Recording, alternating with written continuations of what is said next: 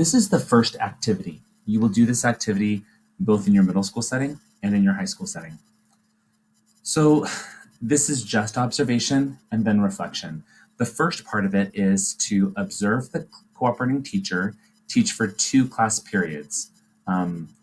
It's great if those are right in a row. So if you go for 2 hours, you can go first period and second period.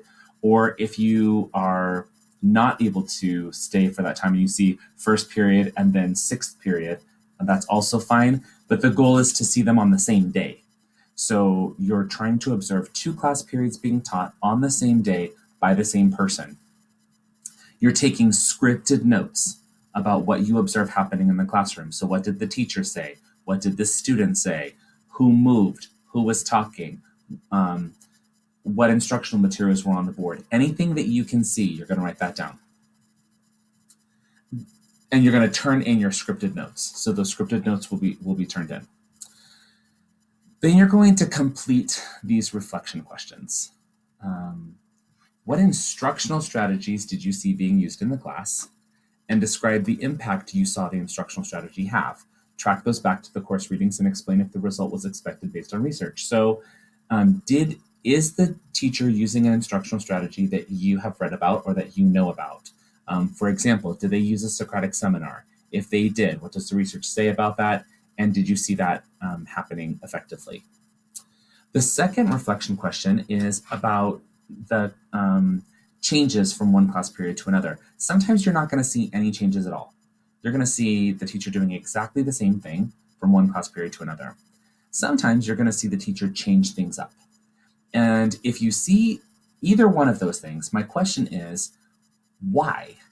If you're a teacher, why do you make the decision to teach the exact same instructional strategy 2 times? Or if you are a teacher, why do you make the decision to teach a different strategy? Is it because the students have different learning needs? Is it because they behave differently? What's going on differently that would cause you to make a difference there? So you may or may not get to that answer, but the point of this activity is to begin that question of why. We're going to share these together, share what your observations are, and then learn from these experiences. And I think it's going to be a lot of fun. So that's activity 1. Now, notice that when the first question leads into the second question, the first set of questions leads into the second set of questions. So it's about instructional strategy. So when I ask the question, were there any differences from one class period to another? My primary thrust there is, are there differences in the instructional strategies? If you notice behavioral differences, that's important too, so please note that.